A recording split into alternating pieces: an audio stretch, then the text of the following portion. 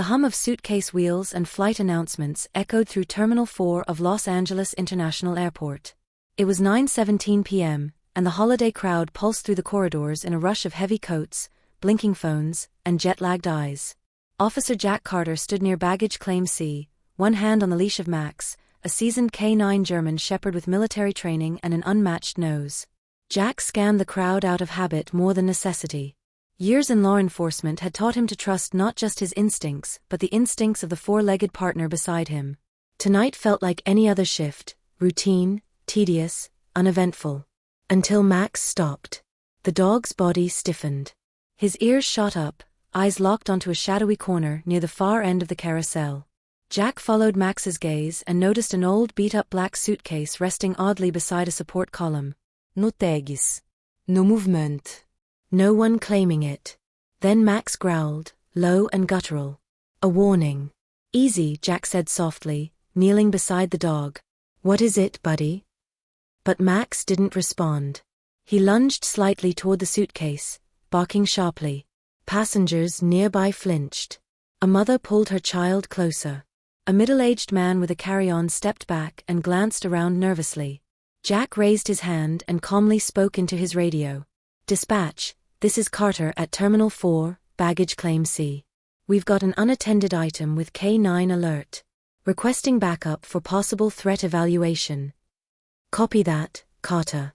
Unit on the way. Do not engage. But Jack knew better.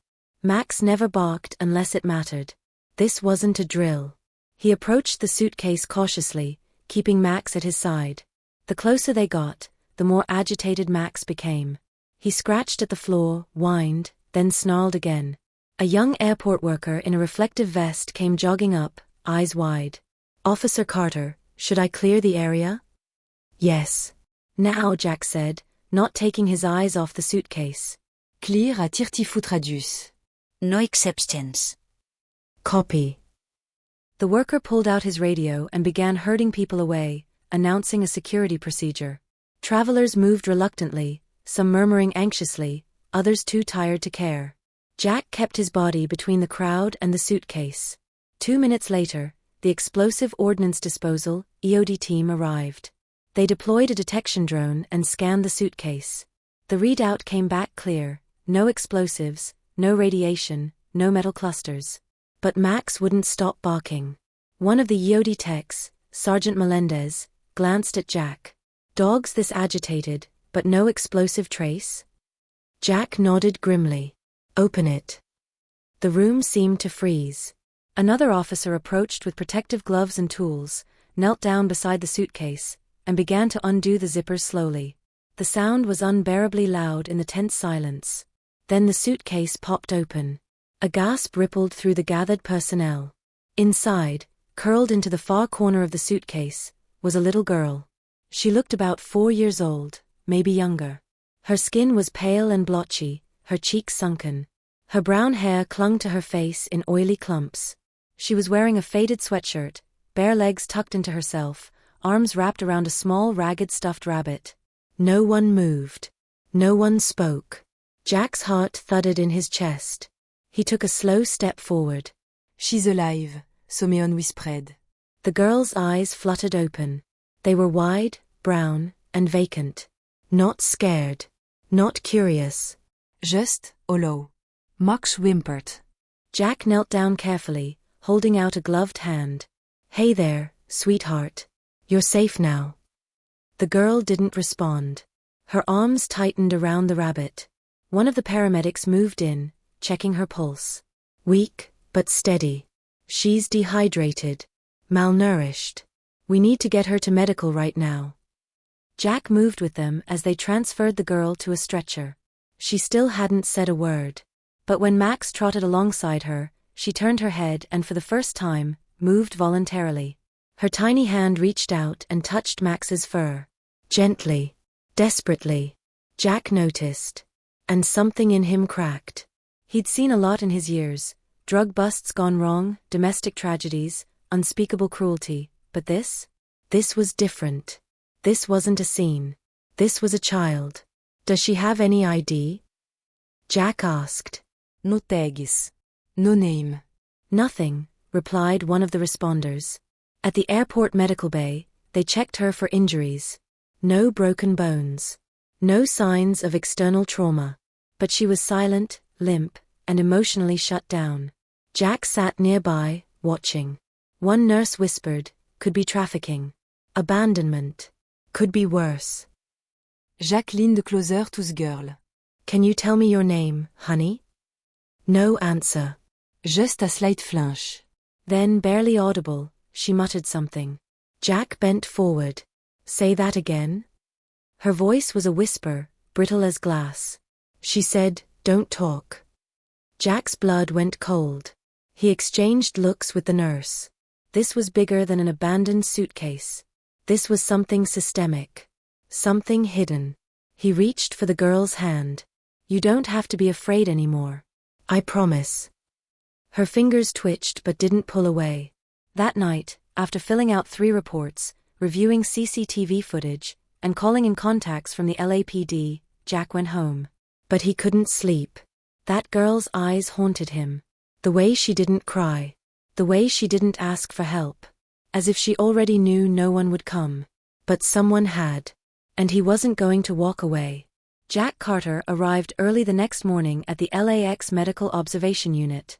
The girl was still there, tucked under a blanket that looked too big for her tiny frame. She was sitting upright this time, eyes fixed on the far wall, holding the same tattered stuffed rabbit in her lap. A nurse greeted Jack quietly. No change. No name. No conversation.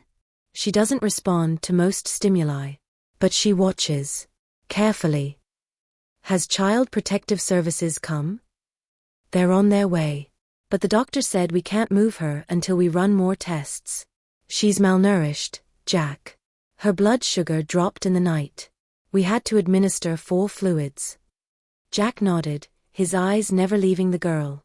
He stepped into the room slowly, letting the door close gently behind him.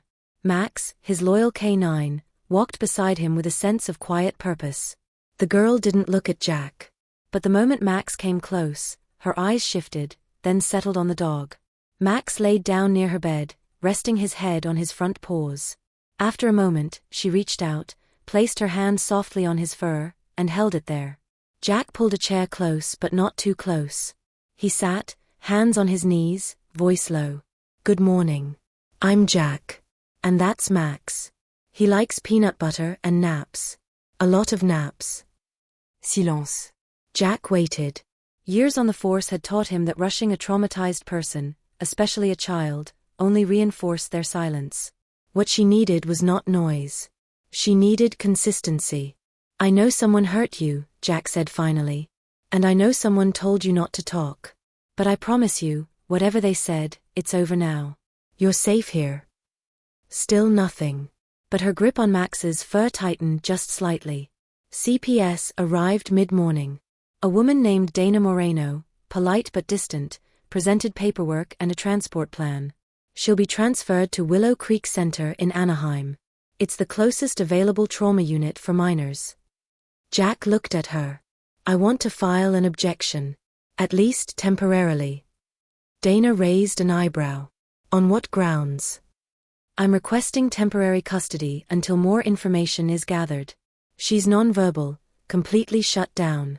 Moving her again, this quickly, could re-traumatize her. You're not her guardian. I'm the only human being she's acknowledged since she was pulled out of that suitcase. Dana paused. Then sighed. We'll need approval. Emergency custody hearing. 48 hours. Then I'll take the 48 hours. Jack made the calls. Pulled every string he had. He had no children, no family. A sparse apartment in Santa Monica and a dog with more certifications than most officers. But something about this little girl, this hollow, watchful child, dug deep under his skin. That evening, Jack took her home. He strapped a child car seat into the back of his Jeep. She didn't resist. She didn't speak. She just held the stuffed rabbit and stared out the window. Max sat in the passenger seat, occasionally glancing back at her. When they arrived, Jack showed her the apartment. Small, clean, quiet. A view of the beach if you leaned far enough out the window. This is my place, he said gently. No lax. No yelling. Just quiet and breakfast and Max stealing your socks. She didn't smile. But she followed him in. He set up a spare bed in the guest room, layered with soft blankets, and placed a small night light beside the dresser. She sat on the edge of the bed, shoes still on, rabbit still clutched. Jack kneeled beside her. I don't know what your name is. So, until you tell me, can I call you Emily? No answer. I'll make mac and cheese. That okay? A small nod. Almost imperceptible. But it was there. Jack cooked quietly. He placed a small bowl in front of her on the coffee table. She ate slowly, cautiously, like someone who had learned food could be taken away at any moment. Max curled beside her, head resting against her knee. She looked down at him and, after a moment, reached for his ear and rubbed it. Later that night, Jack stood outside her room, listening. No crying. No talking.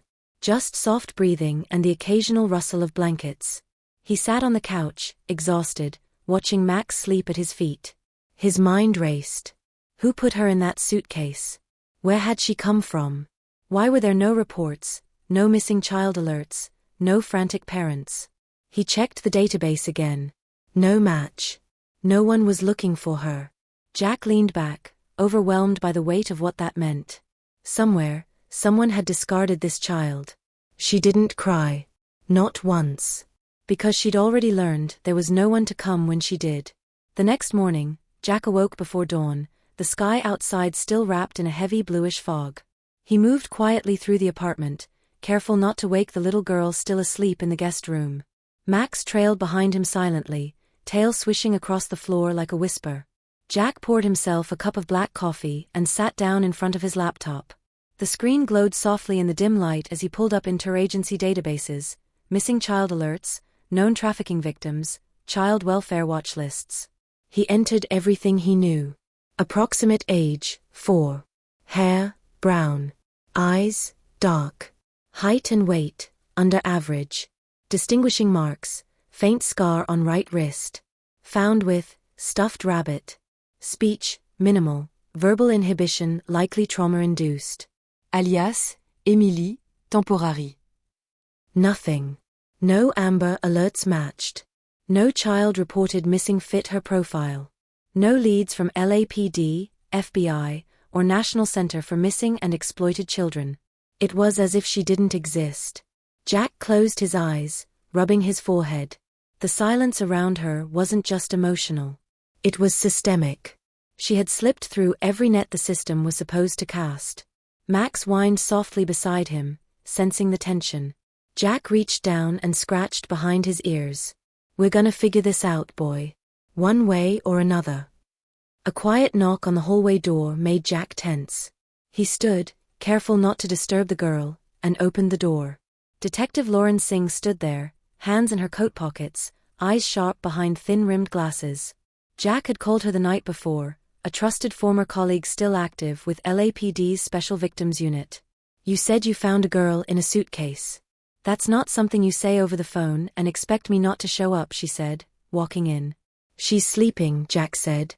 Back room. Been non-verbal since we found her. Singh paused, then looked around the apartment. No signs of abuse? Nothing visible. Malnourished. Disoriented. Trauma responses across the board. And you're holding her here? That's not exactly protocol. Jack shrugged. Neither is leaving a 4-year-old in a state facility overnight when she hasn't said more than 3 words and only trusts my dog. Singh didn't argue. Instead, she sat across from him at the kitchen table, pulled out her notepad, and began flipping through case files. You're not gonna find her in public records. I already looked. You did. Of course. As soon as you called. And I cross-checked everything with ICE, Homeland Security, and every runaway report from Arizona to Oregon. Still nothing. Jack exhaled slowly. So what does that mean? It means one of 2 things.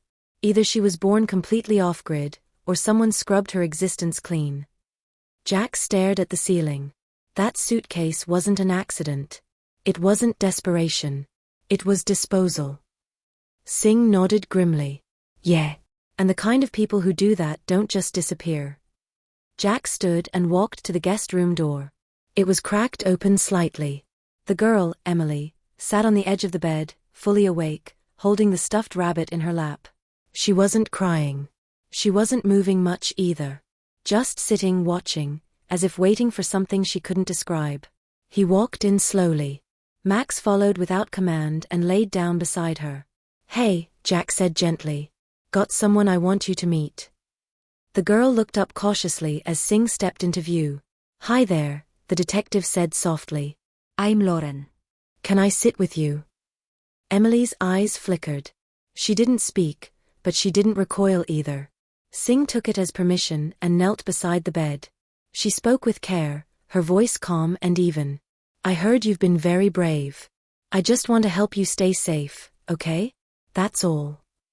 No answer.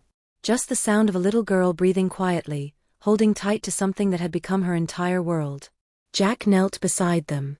"Emily, if you remember anything at all, maybe where you used to live or someone's name, it could help us find who did this to you." The girl turned her head slightly. Her lips parted, barely audible. She said, "Don't talk." Singh's eyes narrowed. "She?" Emily didn't answer again. But that was enough. It was a crack in the silence. A lead. Singh stood, glanced at Jack. "I want to show her some images. Sketches. Mebfas. See if anything triggers a memory." "Too soon," Jack said. "Jack, we have to move fast.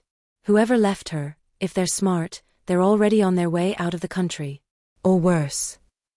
Hésita-t-elle. Then, a voice. Quiet. Raw. She had white hair. Both adults froze. Jack turned to Emily. "Can you say that again, sweetheart?" Emily was staring down at the rabbit. She didn't look up. She had white hair. And a necklace with a red stone. She said, "If I talk, they'd come get me." Singh scribbled the note. Jack felt something shift in the air.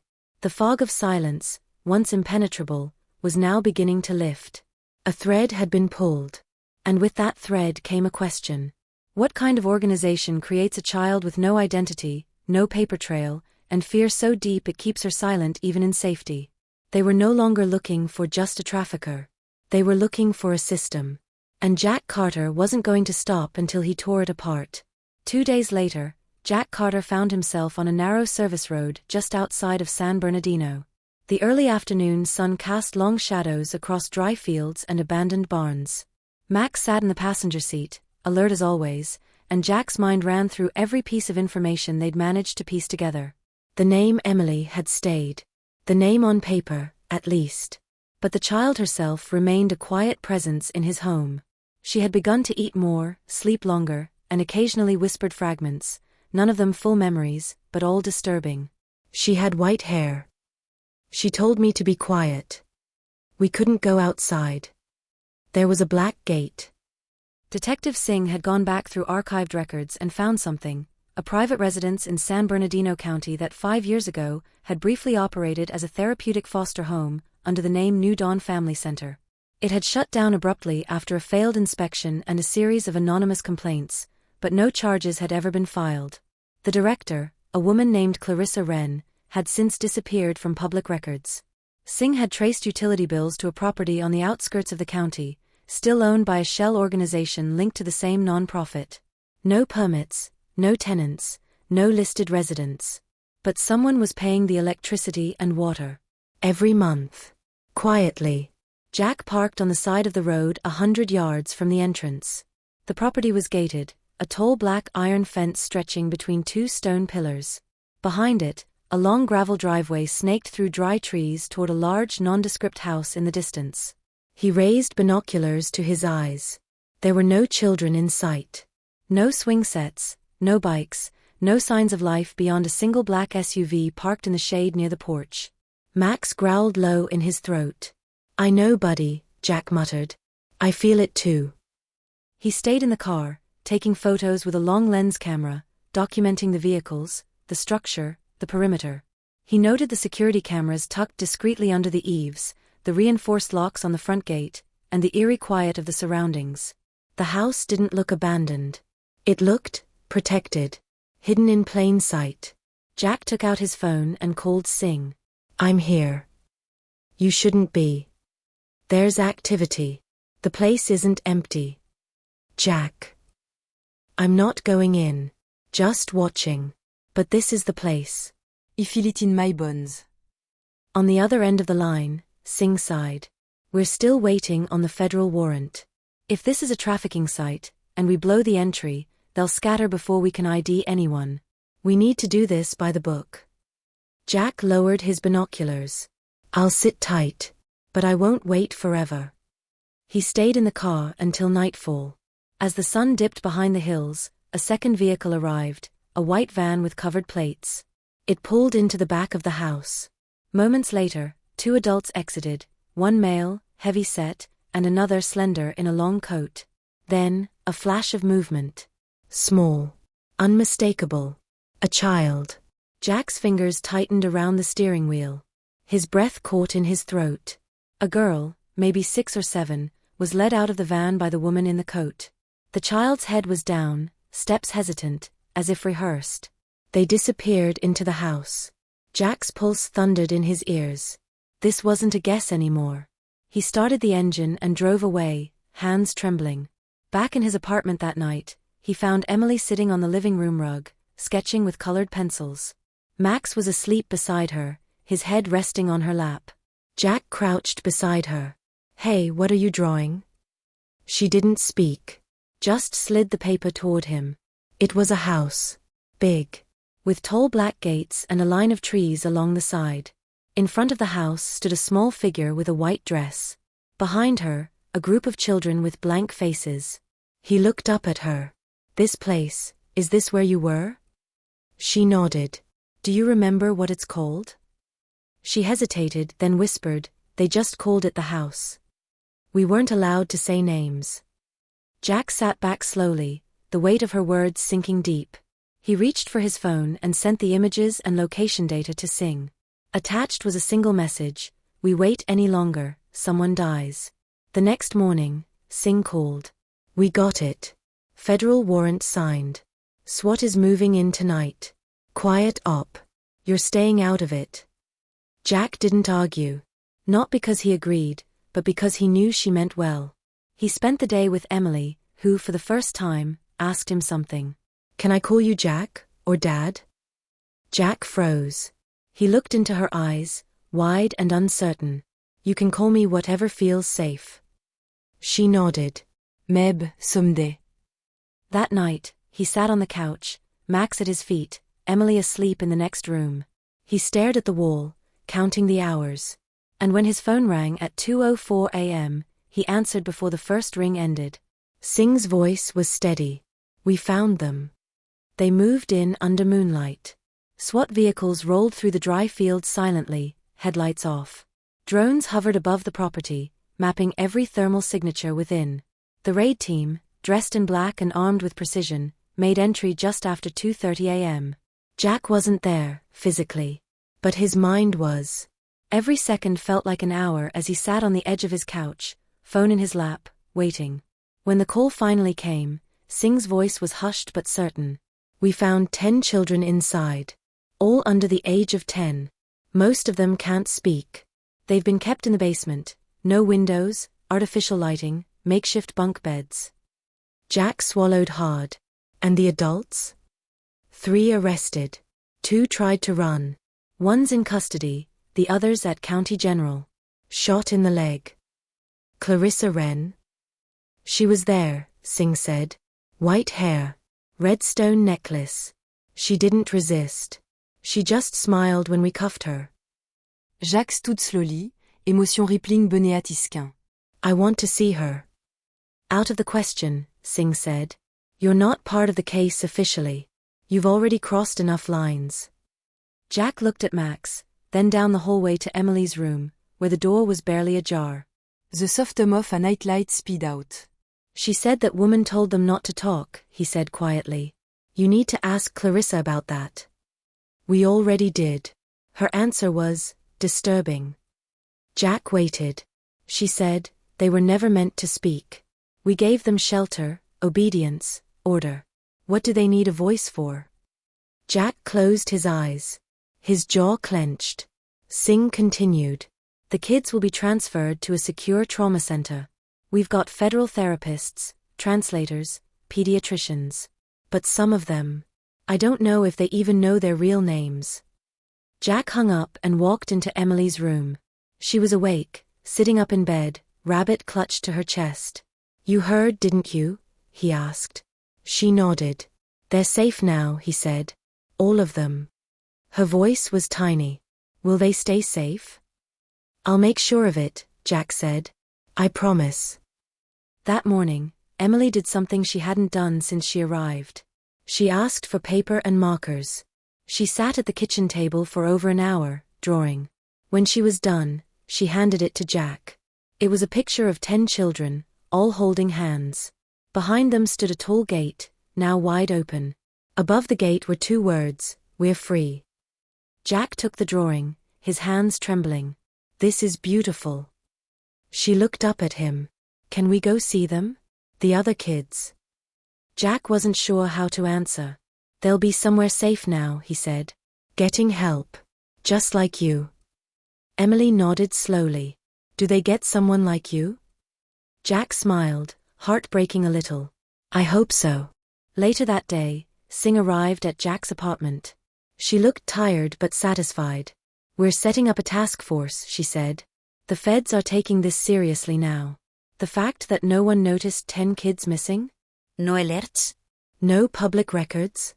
We think this goes deeper than just one house. Jack nodded. It always does. I want you involved, she added. Jack looked up. As what?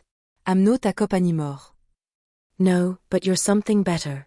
You're living proof that when the system fails, one person can still make the difference. You found her. You didn't let it go. Jack looked toward the room. Only because she let me. Singh handed him a file. This is all the data we pulled from the raid. Notes. Footage. Names, if they had any. One of the kids drew this. Inside the file was a crayon drawing of a girl holding a rabbit, standing beside a large dog and a tall man with a badge. Above their heads it said, "They came back." Jack stared at it for a long moment. That evening, he sat Emily down in the living room. There's something I want to talk to you about, he said. She listened quietly, fingers running along the frayed edge of her rabbit's ear. I'm going to help find more kids like you. Ones who haven't been found yet. But it might mean long hours. Maybe even danger. Emily didn't respond immediately. Then she said, Will I be alone again? Jack leaned forward. Never. You come first. Always. She nodded, then whispered, Can I help too?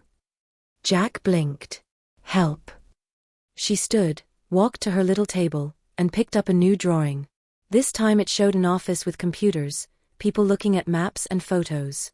In the middle of it was a girl with short hair pointing at a screen.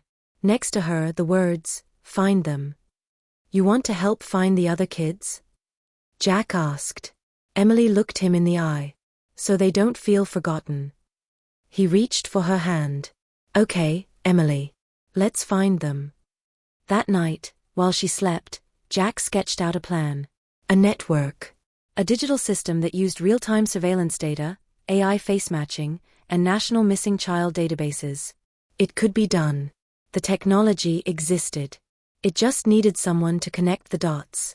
He gave it a name. Project Find Them. It would take weeks. Maybe months. But Jack wasn't going to stop. Because a little girl had shown him something that no badge, no court, no agency ever could.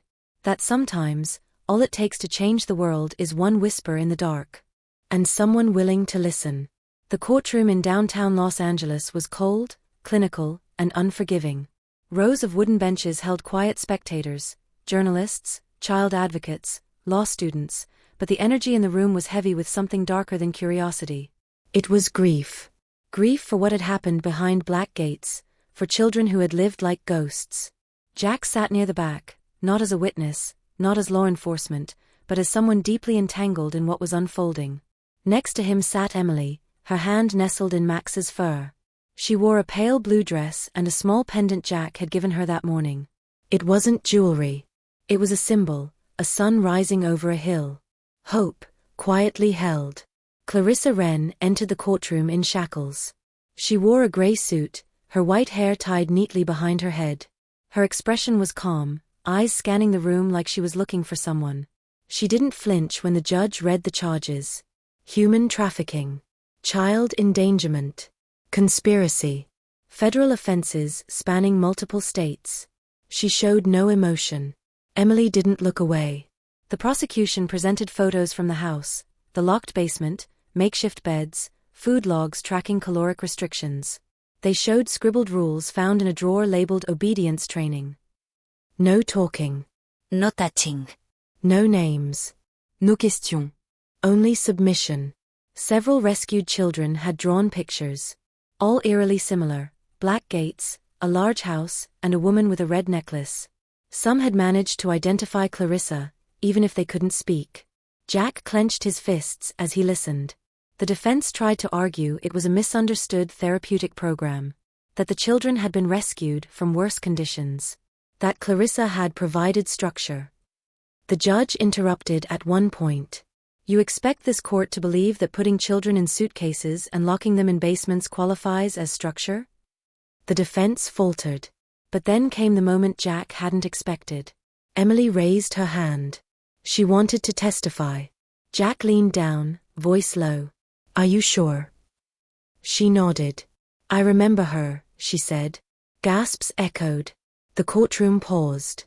The judge looked toward the back. Counsel, is this child on the witness list? No, Your Honor, Singh said, standing beside the prosecutor. But this child is the one who led us to the San Bernardino property. Without her, we wouldn't be here. The judge nodded. Very well. Proceed. Jack walked with Emily to the front, gently guiding her to the witness stand. The bailiff helped her up, adjusting the microphone. Emily sat quietly, feet dangling above the floor. What is your name? The prosecutor asked. Emily, she said. Is that your real name? No, she whispered. But it's mine now. The courtroom held its breath. Do you recognize anyone here today? Emily turned slowly. Her eyes locked onto Clarissa Wren. That's her, she said. She told me not to talk. Ever. Clarissa didn't blink. The prosecutor's voice softened. Do you remember anything else she said? Emily nodded. She said, we didn't matter. That if we disappeared, no one would notice. That no one would come. A single tear rolled down Jack's cheek. He didn't wipe it away. Emily, the prosecutor said, why did you decide to talk now? Emily looked toward Jack, then Max. Because someone came. Her voice didn't shake. After her testimony, the courtroom remained silent for several seconds. Even the judge seemed momentarily moved. Emily stepped down and walked directly to Jack. He crouched to meet her at eye level. You were perfect, he said. She hugged him tightly. The trial lasted 2 more weeks. Clarissa Wren was found guilty on all counts. She showed no emotion during sentencing, as if she still didn't believe the world had caught up to her. The other adults involved, staffers, drivers, document forgers, were indicted across multiple jurisdictions. A grand jury was convened to investigate New Dawn and its connections to other shuttered facilities across the country. Emily's testimony became a focal point, not for the trauma, but for the courage. After the trial, the media wanted interviews. Jack refused most of them. But one nonprofit, the Child Rescue Alliance, invited them to speak privately at a conference for trauma survivors and rescue teams. Jack agreed. They flew to Washington, D.C., in March. The conference hall was packed, yet intimate. No cameras. Just people who had seen too much and done too little, waiting to remember why they started in the first place. Emily took the stage first. She stood on a small box behind the podium, holding a note card she'd written herself. My name is Emily. I don't know where I came from, but I know where I am now. I know I was scared. I know I was quiet. But someone listened. Someone believed me. And because of that, I'm not afraid to speak anymore. She looked up. I want other kids to know, even if you're silent, you're not invisible. Even if you feel forgotten, you're still worth finding. Jack joined her on stage, placing a hand on her shoulder. The room stood in applause. That night, back at the hotel, Jack tucked her in. She looked at him and asked, "Do you think the other kids will be okay?" "I think they will," he said. "Because now, the world is watching." "Do you think I'll remember where I came from?" Jack hesitated. "Maybe. But you don't have to." She smiled. "Because now I know where I'm going." Max curled at the foot of the bed, and Emily drifted to sleep. Jack sat by the window, laptop open, working on Project Find Them. The system was almost ready, cross-referencing known disappearances with surveillance, housing records, and unusual child name changes. He uploaded the conference recording. At the end of the file, he typed, "Initiated by Emily. For every child still waiting." Then he hit enter. The system came online. Spring came slowly to Los Angeles that year, painting the sidewalks with cherry blossom petals and warming the ocean breeze. In Jack Carter's apartment, something else was blooming: routine. Life. The steady rhythm of healing. Emily now had her own room. Not just a space to sleep in, but a world that reflected her voice. Pale yellow walls covered in paintings. A nightstand with a soft lamp and a row of stuffed animals. Shelves of books, some picture-heavy, others more advanced for a child her age. Jack read to her every night, and more recently, Emily had started reading back. Max had long since claimed the foot of her bed as his own. Jack stood in the doorway one morning, coffee in hand, watching as Emily carefully folded her clothes into drawers. Her actions were precise, as if order brought calm. "You don't have to fold them like a soldier," Jack said gently. "I like neat," she replied without looking up. "Messy makes my chest feel tight." Jack nodded. Fair enough. He'd learned not to question the little things. Trauma had left its traces, subtle but insistent. Sometimes she jumped at loud noises. Other times she stared into space, lost in memories she didn't yet understand. But more often now, she smiled, laughed, sang to Max in soft hums. She was finding her voice. That afternoon, Jack took her to the beach. It had been her idea. Months ago, she had drawn a picture of the ocean, asking if it was real. They sat in the sand together, watching the tide pull in and out. "Did you ever come here before?" Jack asked. Emily shook her head. The place with the gates never let us go anywhere. Jack looked out at the horizon. "It's all open now." She dug her fingers into the sand. "Do you think I'll always be scared sometimes?" Jack turned to her. "Maybe. But that doesn't mean you're not brave." She thought about it, then nodded. "Brave doesn't mean no fear. It means going anyway." Jack smiled. "Who told you that?" "You did. Once. When I had the bad dream and didn't want to go back to sleep." Jack nodded. "Smart kid." That night, back at the apartment, Jack opened the laptop and checked the latest updates from Project Find Them. Since its launch, the system had flagged over a dozen potential matches between long-term missing children and unexplained appearances in closed facilities, underground institutions, and suspicious homes across multiple states. Singh's team, along with the FBI, had already acted on 2 leads. 3 children were recovered. Jack logged into the dashboard. A new ping appeared. Match ID, FT23147. Status, confirmed facial match. Location, Central Missouri. Flagged as priority. He stared at the screen. It was working. Emily walked into the room in her pajamas, rabbit in one hand. "You're still working?" Jack minimized the screen. "Just checking something. Couldn't sleep." She climbed into his lap like it was the most natural thing in the world. "I can help if you want." "You already are," he said. "Am I the reason you started this?" "You're the reason I didn't quit," Jack replied. "Before you, I was just keeping busy. Now I'm doing something that matters." Emily leaned her head against his chest. "Can we always live here?" Jack hesitated. "Why do you ask?" "Because sometimes I still pack my rabbit, just in case we have to leave." Jack swallowed hard. He pulled her close. "You don't have to do that anymore. This is your home. As long as you want it. Even when I'm big? Even when you're bigger than me? She giggled. That might take a while. When she finally drifted to sleep, Jack carried her to bed, pulled the blanket over her shoulders, and paused. Above her bed, she had taped a drawing. It showed a simple house. 2 stick figures, one tall, one small, and a dog with floppy ears. Below it, written in uneven letters, "Home means someone waits for you." The next morning, Singh called. "I need you to come to DC. Jack blinked. "That's out of nowhere." "We've been invited to present Project Find Them to a congressional oversight committee. They want to know how we did it, how many kids we're talking about, and what we need to scale it." Jack exhaled. "That's good, right?" "It is. But it also means politics. Funding. Red tape. We need someone who's lived it, not just coded it." "I don't do speeches," Jack said. "You don't have to. Bring Emily. Let her story speak." He hesitated. "Think about it," Singh added. "This isn't about exposing the past anymore. It's about protecting the future." That evening, Jack told Emily about the invitation. She didn't react at first. Then she asked, "Will I have to talk?" "Only if you want to." She bit her lip. "Will they believe me?"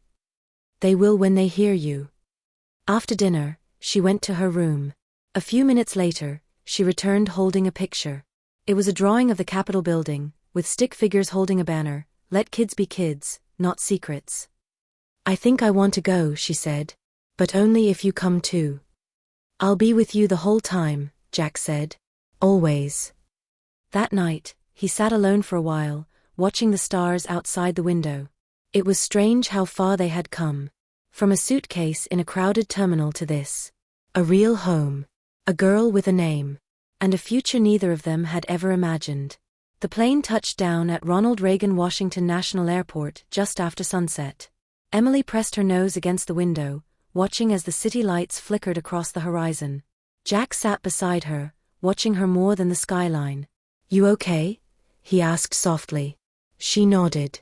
"Is this where the rules are made?" Jack smiled. "A lot of them, yeah." Emily leaned back in her seat. "Do they make rules about kids?" "They're supposed to," Jack said. "But sometimes they forget what it's like to be one." She didn't reply, but her hand found his, and he held it tightly.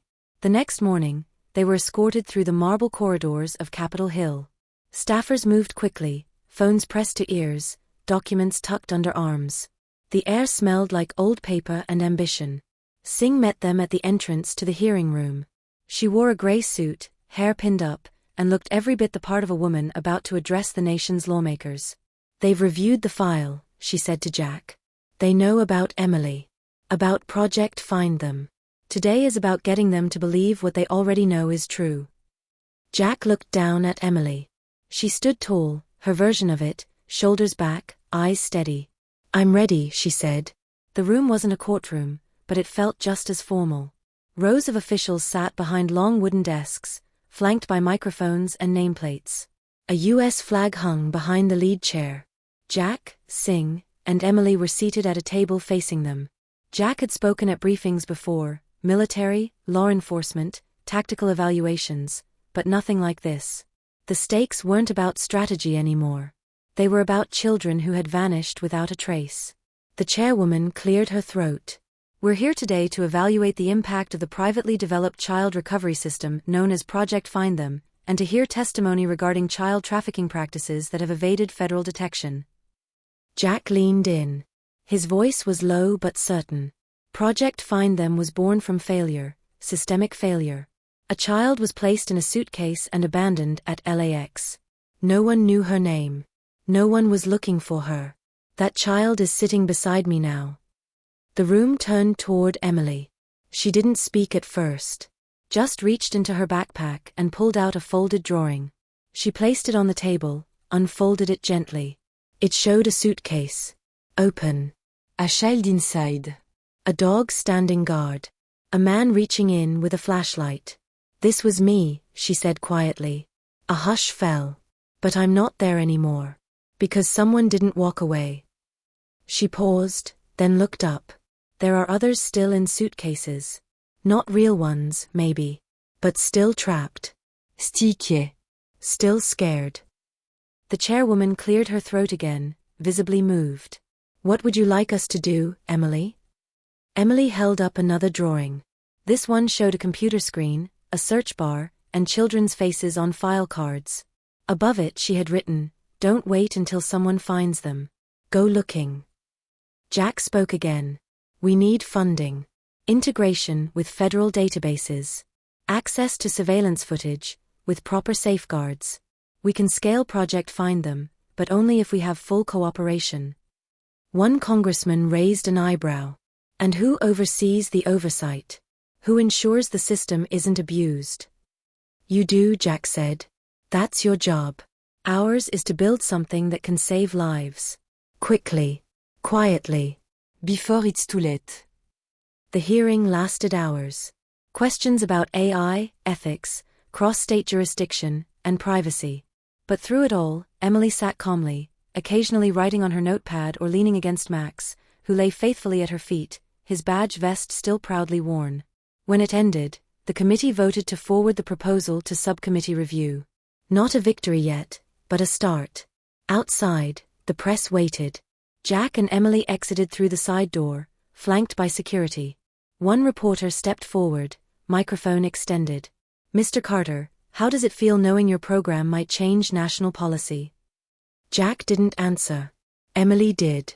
It's not about programs, she said. It's about people. If you help one, it helps more. The reporter blinked, speechless. Jack chuckled. That's her version of a mic drop. They returned to their hotel room late that night. Jack ordered room service, and Emily danced barefoot on the carpet while Max watched, tail thumping. As they ate, Jack's phone buzzed. It was Sing. We got another hit. Missouri. Child missing for 4 years matched with a girl in one of the flagged group homes. Already recovered. Jack looked at Emily. We found another one. She grinned. Told you it would work. Jack put the phone down, heart full. You did. Later, as she brushed her teeth, she peeked out of the bathroom. Do you think someday the system won't be needed? Jack thought about it. I think if we do our jobs right, maybe. But until then, we keep going. She nodded. Like flashlights in the dark. Jack smiled. Exactly like that. That night, as she fell asleep, Emily whispered, I used to think the world was just bad. He turned off the lamp. And now? She cuddled closer to Max. Now I think the world is confused. But some people are trying really hard to fix it. Jack sat in the dark for a long time after that, letting her words settle deep. There was still work to do. But they weren't alone anymore. The return flight to Los Angeles was quiet. Emily slept most of the way, her head resting on Jack's shoulder, Max curled beneath their feet. Jack stared out the window, the clouds drifting like soft echoes beneath the plane. For the first time in months, he allowed himself to breathe. They had made it through Washington. They had been heard. 2 days after landing, Jack returned to the Task Force Command Center downtown. Project Find Them had moved from his laptop into a secured government server hub. Analysts now worked in shifts, scanning flagged anomalies, records that didn't line up, surveillance with inconsistent timestamps, children registered under multiple identities in different states. But something was off. Sing met him in the hallway, her face more tense than usual. We lost a batch of data, she said without preamble. Overnight. Not a system glitch. An intentional breach. Jack's blood ran cold. Internal. We're checking. Whoever it was knew exactly what to look for. They wiped access logs, encrypted the trace. But we think it's connected to one of the flagged sites in South Carolina. Jack followed her to the secure lab, where the monitors were filled with lines of code and satellite imagery. One image in particular caught his eye. A building. Rural. Secluded. Surveillance showed a handful of adults, no children. But thermal imaging told a different story, small figures, clustered in the basement. How many? Jack asked. 6, maybe 7, one of the techs replied. They're being moved, Singh added. We think the breach was to warn them. Someone inside leaked the data. Jack clenched his fists. When? Tonight. We intercepted a message routed through a darknet forum. Coordinates, time, transport plan. They're relocating at 2 a.m. Jack didn't hesitate. We need to intercept. Singh hesitated. Feds want to wait. Build a case. If they move those kids tonight, we may never see them again, Jack snapped. She looked at him, her face hard. Then we don't wait. That evening, Jack stood once again in black tactical gear, like the man he had once been. But this time, there was no uniform. No vai. Just purpose. Singh rode beside him in the van, eyes focused on the GPS. Backup is 15 minutes out, she said. But we're not waiting. They pulled off the highway onto a dirt road, headlights off. The transport van appeared just ahead, crawling toward the interstate. Jack and Singh accelerated, cutting off its path. Tires screeched. Doors flew open. Jack moved first, gun drawn, voice clear. Federal Task Force. Hands where I can see them. The driver, a woman, early 30s, surprised but not panicked, raised her hands. Singh cuffed her while Jack opened the back of the van. 7 children. Some sleeping. Some huddled together in silence. One girl, maybe 5, blinked up at Jack. Are you the one who finds people? Jack felt something break in his chest. He nodded. Yeah, I am. Back in Los Angeles, the fallout hit fast. An internal leak. Someone inside DHS had been feeding data to the remnants of New Dawn's network. Arrests were made. Clearances revoked. But the system held. And it kept working. By the end of the month, 34 children had been recovered in 6 states. Not every case ended cleanly. Not every child could be reunited with family. But none of them would vanish again. Emily watched it all from home. Jack had set up a smaller command station in the apartment, with a secure feed linked to the main servers. Sometimes she helped him filter images. Not because she had to, but because she wanted to. I like finding things, she said one night. It makes me feel real. You've always been real, Jack told her. She smiled. I didn't feel like it before. That evening, they sat on the couch, popcorn between them, a movie paused on the screen. Emily turned to Jack suddenly. Do you remember the day you found me? Jack nodded slowly. Was I hard to look at? He blinked. What? Because I wasn't pretty. And I didn't talk. I didn't know if people like you could see kids like me. Jack reached over, gently took her hand. I saw you before I knew what you'd been through. And I still see you. Every day. Bright, brave, and a little stubborn. She laughed. You forgot smart. I never forget smart, Jack said. There was a knock at the door. Jack opened it to find a familiar face, a young man in a gray suit, holding a thick folder. He introduced himself as a junior attorney for a newly formed child advocacy group, funded, in part, by congressional grants after Emily's testimony. We're offering something, he said. To both of you. Inside the folder was paperwork. Not just recognition of Jack's legal guardianship over Emily, but a formal award of commendation from the Department of Justice, naming them as part of a National Child Protection Advisory Panel. Jack looked at Emily. She looked up at him. What's it mean? She asked. It means, Jack said slowly, that the world is starting to listen. She nodded once. Then whispered, about time.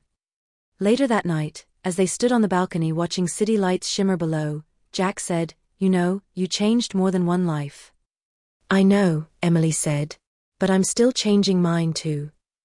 And in that quiet moment, with Max curled beside them and the wind moving gently through the night, Jack knew she was right. The suitcase that once held a forgotten child had opened something far greater. A system was healing. But more importantly, so was a little girl. Summer arrived in Los Angeles with the heat of promise. Children ran through sprinklers, ice cream melted too quickly, and the long golden evenings stretched out like open arms. In Jack Carter's apartment, change was happening quietly, patiently, and all at once. Emily no longer whispered. She spoke in full sentences, sometimes too quickly, tripping over her own excitement. She asked questions, hundreds of them, about history, space, food, music, and everything in between. Jack did his best to answer, but she didn't mind when he didn't know. "That's what libraries are for," she'd say. She laughed easily now. She still had bad nights sometimes, dreams that twisted the sheets and left her staring at the ceiling, but she no longer trembled in the dark. Max was always there, lying beside her, his breathing slow and steady, a presence she had come to trust more than the moon itself. One day, as they were walking home from the park, she tugged on Jack's hand. "I want to change my name." Jack blinked. "You don't like Emily anymore?" "I do," she said. "But I didn't choose it. You did. And I want something that feels like mine." Jack nodded slowly. "Okay. What do you have in mind?" She bit her lip, then pulled a folded piece of paper from her pocket. On it were several names, each one carefully written in her childlike script. At the very top, underlined twice, was the name Hope. Jack read it. "Hope Carter." She grinned. "It means a lot of things. But mostly it means I'm not what happened to me." They filed the paperwork 2 weeks later. She signed the form with deliberate care, her hand steady, her letters proud. That afternoon, Singh stopped by the apartment, dropping off the latest task force reports. Project Find Them had expanded to 17 states, with sister programs launching in Europe. Hundreds of children had been identified, and dozens of cases had been reopened or corrected. "People are watching now," she told Jack. "Because you wouldn't stop. Because she didn't give up." Jack glanced toward Hope's room, where she was humming a tune quietly while drawing in her notebook. "She's why this works," he said. Singh smiled. "And she's just getting started."